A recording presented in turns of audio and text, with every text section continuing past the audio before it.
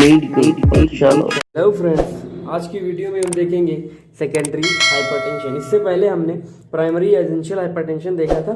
उसमें ये था कि 90% केसेस में वो बीमारी हुआ करती थी, और ये बीमारी जो है सेकेंडरी हाइपरटेंशन, ये सिर्फ और सिर्फ 10% केसेस में देखने को मिलती है। इसके पीछे की इटियोलॉजी के बेस पर इसके जो है कई टाइप्स में इसको पढ़ा जाता है। जिस ऑर्गन की वजह से हाइपरटेंशन डेवलप हो रहा है उसका उसी तरह से नाम हो जाएगा। जैसे रीनल हाइपरटेंशन है, उसके बाद आएगा आपका एंडोक्राइन हाइपरटेंशन है, फिर कोएक्टेशन ऑफ एओर्टा की वजह से हाइपरटेंशन हो जाए, या ये न्यूरोजेनिक हाइपरटेंशन हो जाए। तो सबसे पहले हम रीनल हाइपरटेंशन बोलेंगे। तो आप समझ गए होंगे इसको सेकेंडरी हाइपरटेंशन क्यों कहते हैं। रीनल हाइपरटेंशन क्या होता है, इसमें जो है 2 ग्रुप्स में डिवाइड करके इसको पढ़ा जाता है। इन 2 वजहों से जो खराबियां हो रही हैं उससे रीनल हाइपरटेंशन डेवलप होगा। नंबर 1 ये है कि रीनल वैस्कुलर हाइपरटेंशन, दूसरा है रीनल पैरेन्काइमल हाइपरटेंशन। रीनल जो किडनी की जो वेसल होती हैं उनमें कुछ खराबी हो जाए जिसकी वजह से हाइपरटेंशन हो, या फिर रीनल का जो पैरेन्काइमा है, जो फंक्शन करने वाला पार्ट है, जो नेफ्रॉन्स वगैरह है, उनमें कोई खराबी हो जाए, या वहाँ के इंटेस्टिशियम में कुछ खराबी हो जाए, तो उसको हम बोलेंगे रीनल पैरेन्काइमल हाइपरटेंशन। सबसे पहले हम रीनल वैस्कुलर हाइपरटेंशन की बात करेंगे। वैस्कुलर यानी वेसल से रिलेटेड बात हो रही है।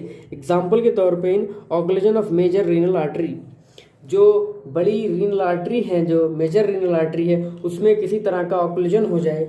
अब आर्टरी में अगर कोई रुकावट पैदा हो जाएगी तो पीछे वाले ब्लड जो आ रहा है उस पर फोर्स ज़्यादा लगेगा, जिसकी वजह से हाइपरटेंशन डेवलप होगा। पॉलीआर्टराइटिस नोडोसा, इसमें क्या होता है आपको पता होगा, नेक्रोटाइजिंग वेस्कुलाइटिस होता है एक तरह का, ये यानी कि वेसल में इन्फ्लेमेशन होता है, साथ ही साथ में नेक्रोसिस होता है। तो उसमें क्या होता है, ल्यूमेन का पतला, ल्यूमेन स्टेनोसिस हो जाती है। ल्यूमेन यानी छोटी हो जाती है। जब ल्यूमेन अंदर की छोटी हो जाएगी, अंदर का रास्ता कम हो जाएगा, तो जो पीछे से ब्लड आ रहा है उसको प्रेशर ज़्यादा फील होगा, तो इससे भी हाइपरटेंशन कॉज हो रहा है। फाइब्रोमस्कुलर डिस्प्लेसिया, क्या होता है कि जो हमारी वेसल्स हैं, इनकी जो मस्कुलर वेसल्स हैं उनमें डिस्प्लेसिया हो जाता है, जिसकी वजह से क्या होता है, जो ल्यूमेन होता है यहाँ पर भी पतला हो जाता है। ठीक है, अब हम आगे देखेंगे रीनल। यहाँ पर कितना था, वेसल के अंदर खराबी पैदा हो रही थी, या तो ऑक्लूजन हो जाए, रुक ही जाए, या फिर ल्यूमेन जो है पतली हो जाए, जिससे भी हाइपरटेंशन हो सकता है। दूसरी वजह जो हम देखते हैं वो है पैरेन्काइमल हाइपरटेंशन की। इसमें जैसे कि वेरियस टाइप के जो ग्लोमेरुलोनेफ्राइटिस होते हैं, आप पढ़ेंगे इसको आगे, देखेंगे इसको हम दूसरी वीडियोस में। ग्लोमेरुलोनेफ्राइटिस होने पर हाइपरटेंशन क्रिएट हो सकता है। पाइलोनेफ्राइटिस पे हो सकता है। पीसीओडी, पॉलीसिस्टिक किडनी डिजीज, तो वहाँ पे क्या होता है, किडनी में सिस्ट बन जाती है, जिसकी वजह से दबाव पड़ता है आर्टरीज वगैरह पे, जिससे क्या होगा, हाइपरटेंशन फील होगा, और नेफ्रॉन पे दबाव पड़ेगा, तो उससे हाइपरटेंशन हो सकता है। चाहे केस कोई भी हो, अभी जो 2 मैंने देखे, उन सबको कंट्रोल करने वाले के लिए मैकेनिज्म्स 3 होती है, जिसमें से पहली हम अभी देख रहे हैं, इसके बाद 2 और देखेंगे।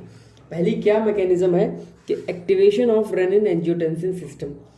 रेनिन एंजियोटेंसिन सिस्टम जो है, ये इसका अगर एक्टिवेशन हो जाए, ठीक है, इसका एक्टिवेशन हो जाए तो भी क्या होगा, इससे ब्लड प्रेशर पे फर्क पड़ेगा।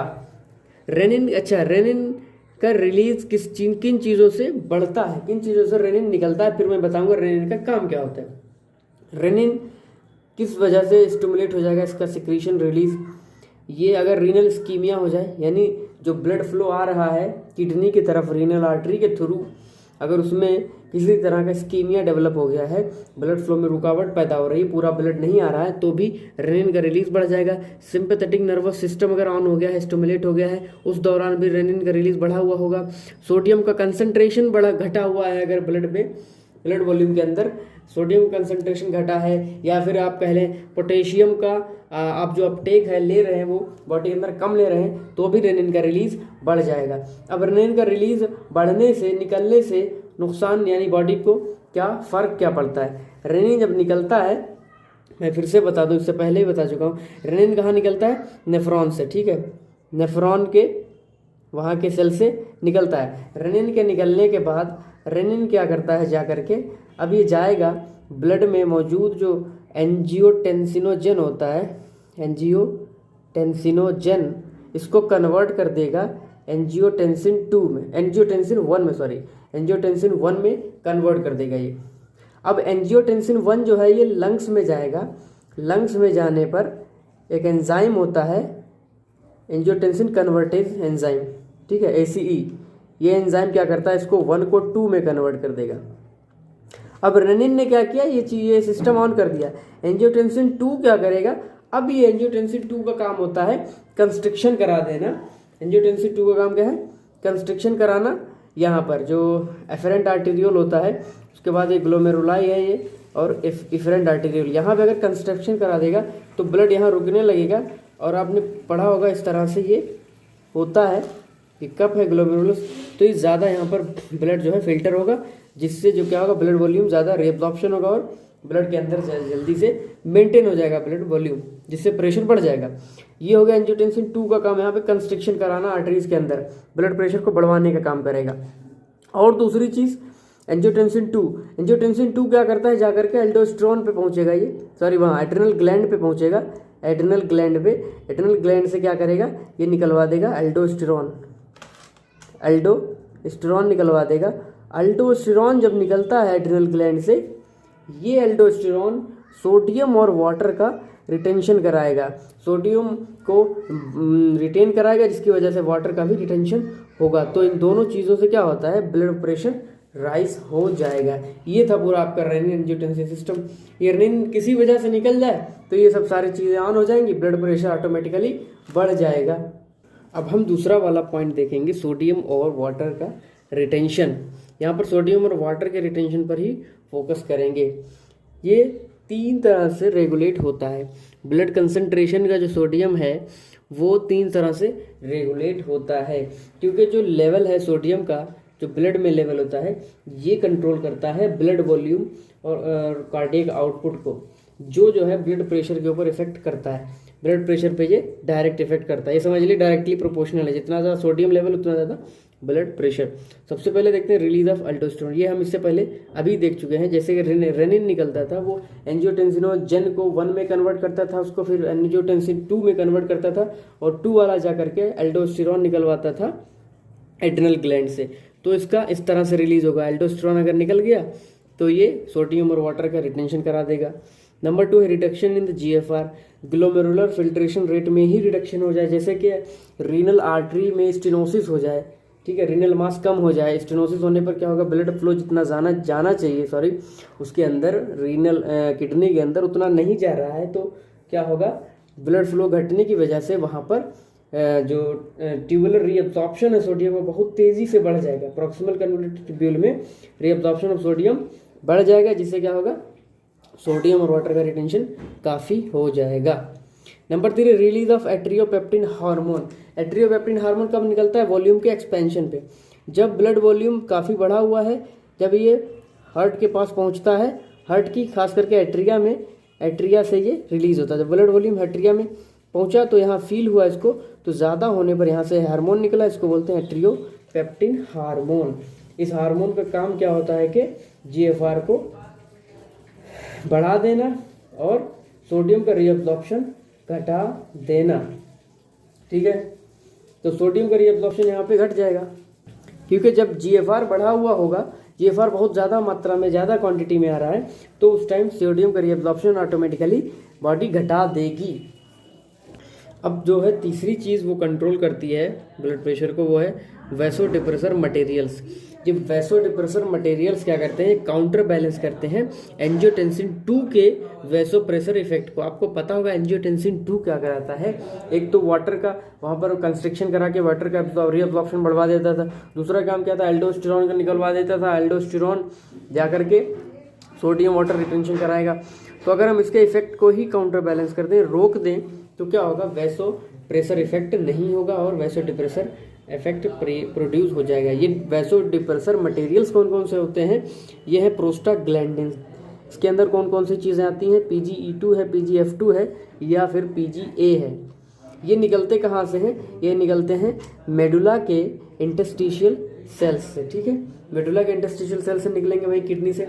और यूरिनरी कैलिक्रीन काइनिन सिस्टम आपने पढ़ा होगा, नहीं पढ़ा तो पढ़ लीजिए। इस सिस्टम का प्रोडक्ट है ये, तो उससे भी निकलता है वैसोडिप्रेसर मटेरियल, जिससे जो है ये प्रोस्टाग्लैंडिन निकलते हैं, जो क्या काम करते हैं, ये एंजियोटेंसिन 2 के काम को रोकते हैं, यानी काउंटर बैलेंस करेंगे, जिससे बीपी जो है नॉर्मल बना रहेगा। ये कम कराने की कोशिश करते हैं ब्लड प्रेशर को। अब तो दूसरे नंबर पे जो है वो एंडोक्राइन हाइपरटेंशन आता है। यहाँ पर एंडोक्राइन ग्लैंड्स में कुछ जो उनके सिक्रीशंस हैं वो बढ़ने या घटने पर हाइपरटेंशन पैदा हो रहा है। जैसे कि एड्रिनल ग्लैंड आप देते हैं पहला, तो एड्रिनल ग्लैंड में अगर प्राइमरी एल्डोस्टेरोनिज्म हो गया या कशिंग सिंड्रोम हो गया, इन सब में किसी न किसी वजह से अगर एड्रिनल ग्लैंड में जो है एल्डोस्टेरोन बढ़ गया, उसका सिक्रीशन बढ़ गया, तो एल्डोस्टेरोन का काम आपको पता होगा, वो कंस्ट्रिक्शन करा देता था आर्टेरियोल्स में, जिससे ब्लड प्रेशर बढ़ जाता था। थायराइड ग्लैंड में क्या होता है, थायराइड ग्लैंड भी आप जानते होंगे, ये इसके भी हाइपर और हाइपोथायराइडिज्म, चाहे हाइपर हो या हाइपो हो, दोनों की वजह से ब्लड प्रेशर रेज हो सकता है। पैराथायराइड ग्लैंड में अगर हाइपर कैल्सीमिया हो गया हाइपर पैराथायराइडिज्म की वजह से, तो भी हाइपर कैल्सीमिया में भी हमें हाइपरटेंशन देखने को मिल सकता है। नंबर 4 पे जो है वो है ओरल कॉन्ट्रासेप्टिव्स। ओरल कॉन्ट्रासेप्टिव्स में क्या होता है, एस्ट्रोजन जो मौजूद होता है, एस्ट्रोजन ये पार्ट क्या करता है, जो ओरल कॉन्ट्रासेप्टिव का में जो मौजूद है, सॉरी, ये करता है रेनिन की सिंथेसिस बढ़ा देता है। ये रेनिन की सिंथेसिस बढ़ा देगा, उसके सबस्ट्रेट की सिंथेसिस बढ़ा देगा, तो रेनिन ज़्यादा बनेगा। रेनिन ज़्यादा जब बनेगा तो फिर ब्लड प्रेशर ज़्यादा होने की कोशिश करेगा, क्योंकि रेनिन का काम आपको पूरा बता चुका हूँ। कोएक्टेशन ऑफ एओर्टा है तीसरे नंबर पे, यानी एओर्टा का सिकुड़ जाना, दब जाना किसी वजह से, प्रेशर से, बाहरी प्रेशर की वजह से, तो या फिर हो सकता है ये by birth coarctation of aorta हो, तो उससे क्या होगा कि सिस्टोलिक हाइपरटेंशन डेवलप होगा। किस वजह से, क्योंकि कंस्ट्रिक्शन की वजह से, कंस्ट्रिक्शन जब होगा एओर्टा में तो दबाव पड़ेगा आर्टरीज में, जिसकी वजह से क्या होगा, upper part of the body में सिस्टोलिक हाइपरटेंशन डेवलप हो जाएगा। चौथी चीज़ जो है वो है न्यूरोजेनिक, यानी यहाँ पे न्यूरॉन से रिलेटेड बात हो रही है, जैसे कि साइकोजेनिक कॉज, कुछ दिमागी प्रॉब्लम है, पॉलीन्यूराइटिस हो जाए, या फिर increased intracranial pressure, intracranial pressure बढ़ा हुआ है, ये सारी चीज़ें अनकॉमन कॉजेज, बहुत कम केसेस में इनसे भी सेकेंडरी हाइपरटेंशन डेवलप होने की चांसेस रहती है। Thank you.